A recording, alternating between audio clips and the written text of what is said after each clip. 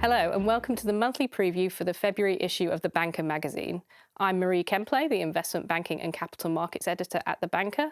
I'm joined by Joy Macknight, the Managing Editor of The Banker, and we're here today to talk about the top 500 banking brands cover feature for the magazine. So globally, the banking industry has faced numerous headwinds this year. What impact has that had on the top 500's brand value? Well, it's very interesting. Obviously, a lot of these headwinds have been going on for a couple of years, such as the low and negative interest rate environment, the tough regulatory environment, and there's still some of the scandals, sort of bad behavior scandals, are still playing out within the banking industry. Obviously, there's also increased competition from new players from outside the banking industry, but also the global economic situation. You know, a lot of people are predicting that there's going to be a slowdown.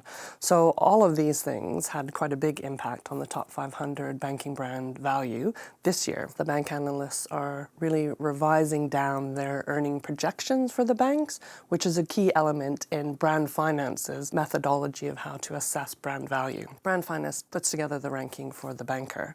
So all of these things have had quite a negative impact, and it meant for the first time since the global financial crisis, the aggregate value of the top 500 banking brands has now dropped, albeit just by 2%. And in previous years, we've seen Chinese banks post double-digit growth in their brand values. Has that continued this time around? Well, there is some sort of mixed results within the Chinese banks, but it's really the top brands that have taken a bit of a hit.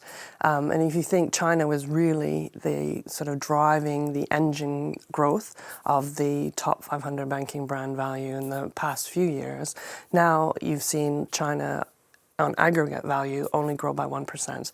And this is in comparison to, like, say, 28% last year in 2019 or 22% in 2018. So that's a huge change. The good news, though, is ICBC, the world's most powerful banking brand, still managed to attain a growth of 1%. So it's still growing, but not at the same level it used to. But the other three Chinese megabanks that top the 500 ranking, they've also seen a bit of a dip in terms of their brand value.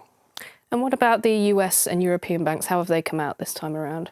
Well, in the US, again, it's a bit of a mixed picture. Wells Fargo, which is the US's top most powerful banking brand, saw a 2% rise in its brand value this year, which is very good.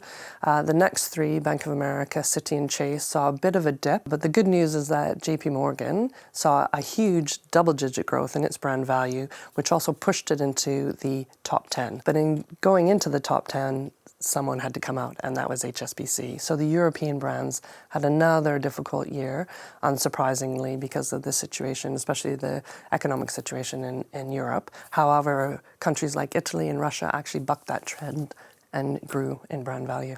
Another interesting point, though, in the UK, even though the big top four brands didn't increase their value except for Lloyds, but the UK challenger banks, Shelburne Bank and Virgin Money, actually saw double-digit growth and put them in the top 20 climbers by brand value and also by rank. Thanks, Joy. And you can read this feature and all the other features in the February issue of The Banker magazine on the Banker website.